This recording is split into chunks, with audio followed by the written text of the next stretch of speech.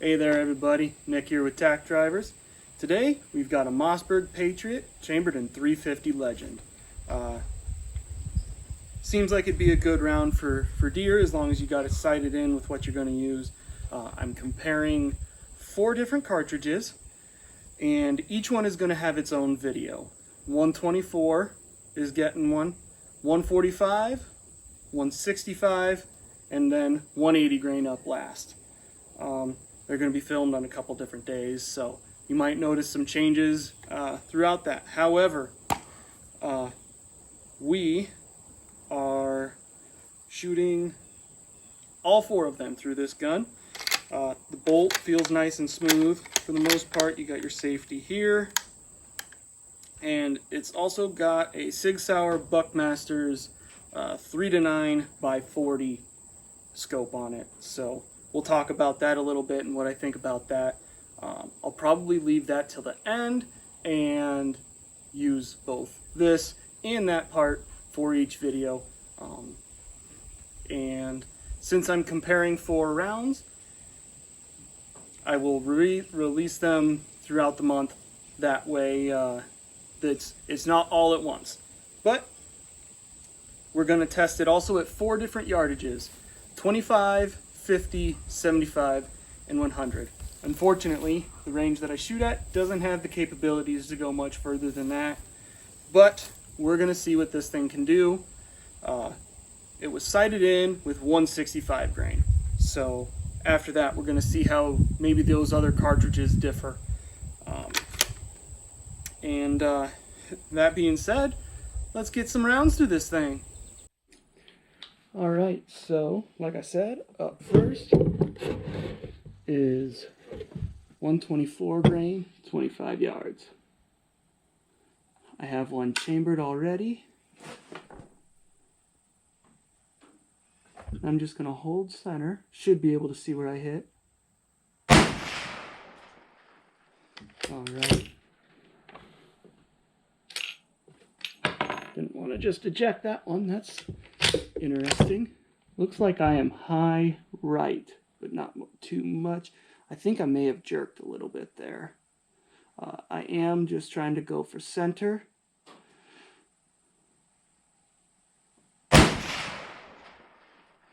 And I don't like that it's not ejecting. That's not fun. I don't know if the owner had the same thing going on. This thing's got a little bit of a kick to it. Not bad. I've definitely shot worse. But here we go for center again.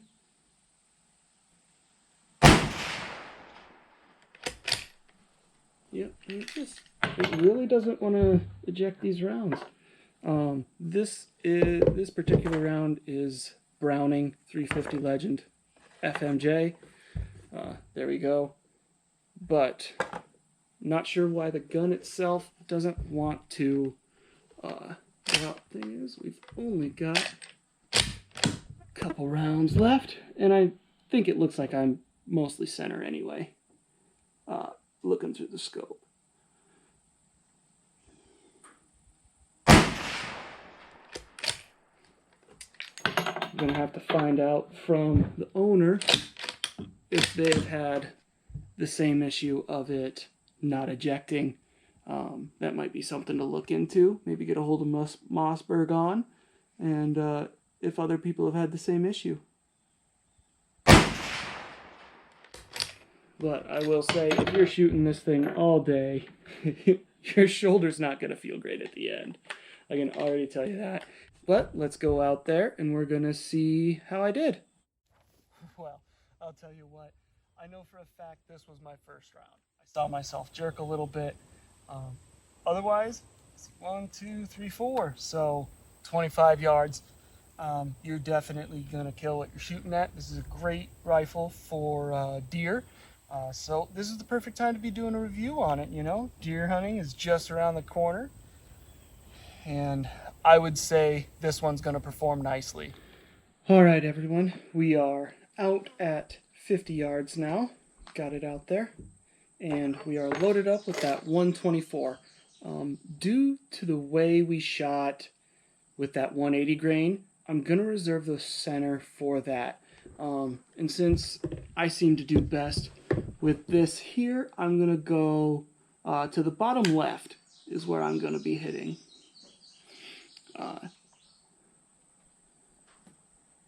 I should have played with magnification when I was only at 25 yards. I had it at 7. When you get up to 9, you get this fuzz around the ring, and it's hard to center. Put it at 8, see where we're at? Okay, there we go. I think I'm going to go ahead and keep it at 7, so we're consistent across the board. Maybe when I get out to 100 yards, I'll just use that steel gong, and I'll play with it a little there for each shot. But yeah, bottom left with the 124.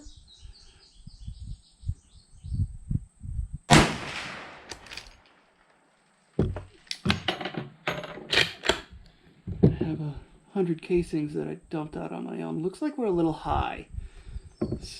And to the right of that, that could be me. So I'll try to go for the bottom of that.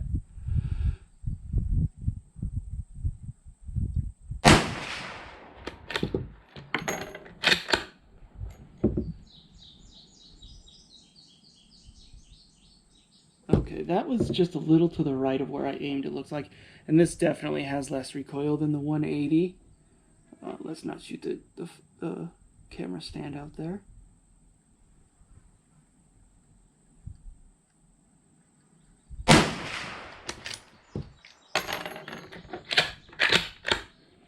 And if I'm right, this should be... Nope, we got one after this.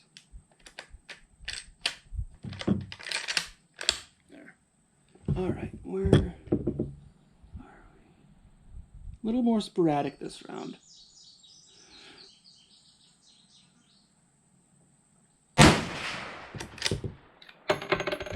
And yeah, this is our last round here. So, then we'll go out there and talk about this, just because I can tell it's a little more sporadic than the last time. That's probably me, a little bit further out. And as long as I never see my target stand go down, I think I'll be alright. But, let's go see how we did.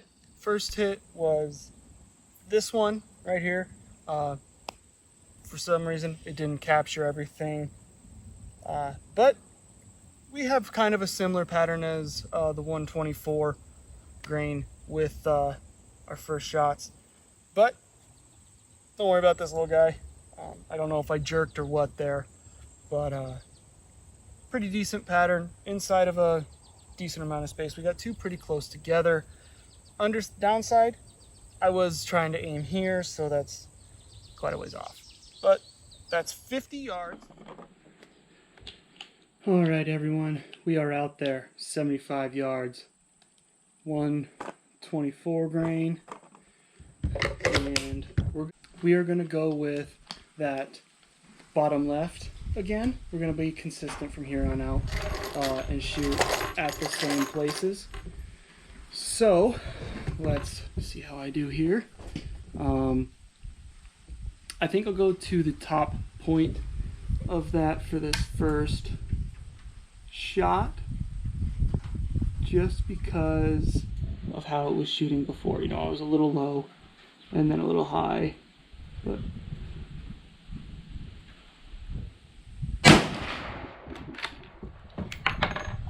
yeah, still got a good amount.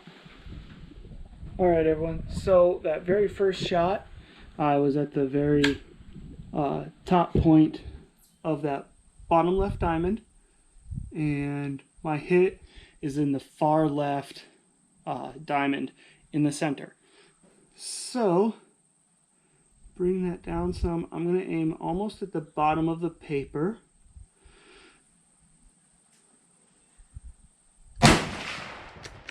And that was just below the diamond.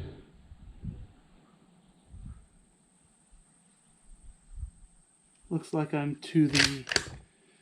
low left of that diamond. So I don't have to be as off because I thought I must have jerked, or it was a little windy, but I wouldn't think that it would carry it that far like that. So we're going to get a little closer. I'm going to go just underneath it.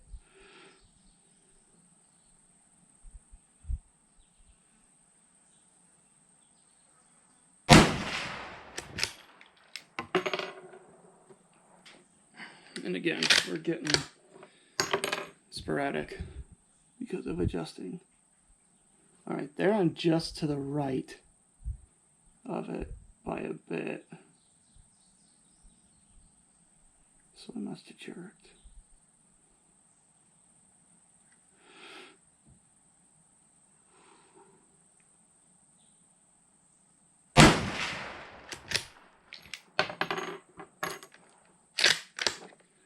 Alrighty. I'm not sure where that one hit.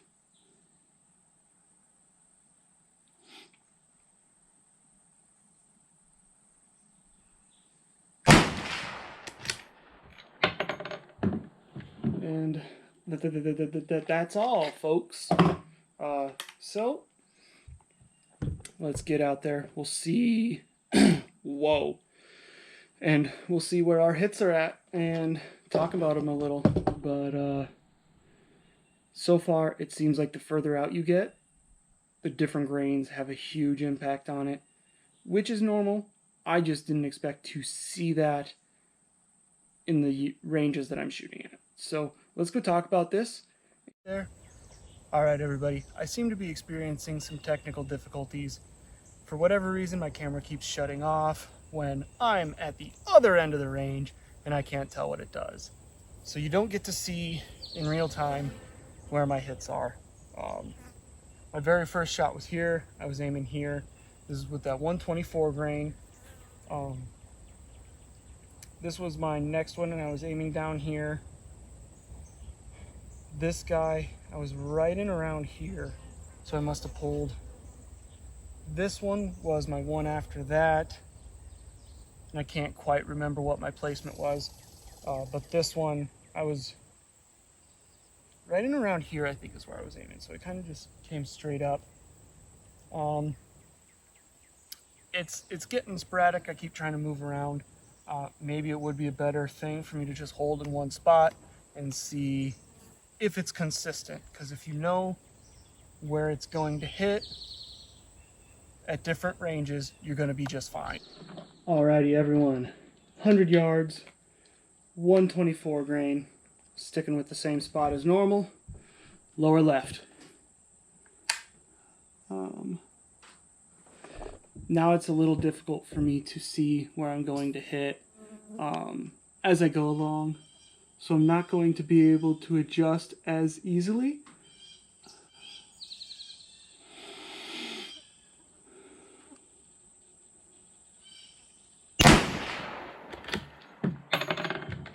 I can at least see dirt fly behind it and my stand doesn't fall over. So that's a plus. I think I'm just going to go for center on this 124 grain. Center of the lower left, I should say. Oof, that is high right.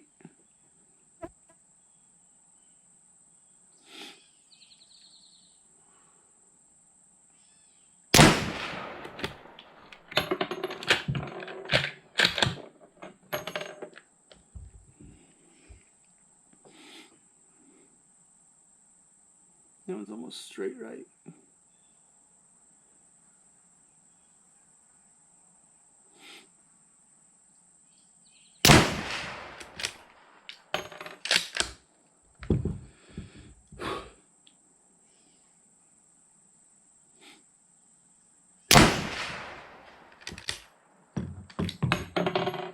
And again, that's all she wrote. I can definitely tell that I'm not like dead on. I'm gonna have to find out what they used for sighting this in, because it has not been super accurate for me. other than at 25 yards, which is way too close. And they said that it was sighted in for 124, or 124, that's the grains, 150. So let's go talk about where we hit. All right, everyone, so I tried to hold center for this, and there's 4 hits. So I evidently jerked or something for at least one of these and did not hit the target. But I was aiming here. I'm over here. I might be pulling to the right somehow. Not much I can say about that other than I'm not a marksman. Alrighty, everyone, here we are back from the range with that Mossberg Patriot. And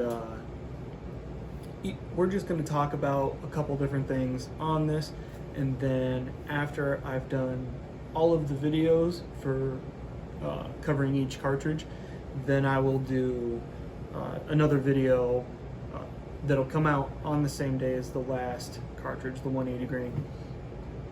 Since I did shoot 124, 145, then I threw in 165 because I found out that's what they sighted it in with, and then the 180 grain. So we'll talk about all of those at one time. So right now we're just going to talk about the gun itself versus the cartridges. And I thought it performed all right. I didn't care for it on the scope when you got over to like 8 and 9.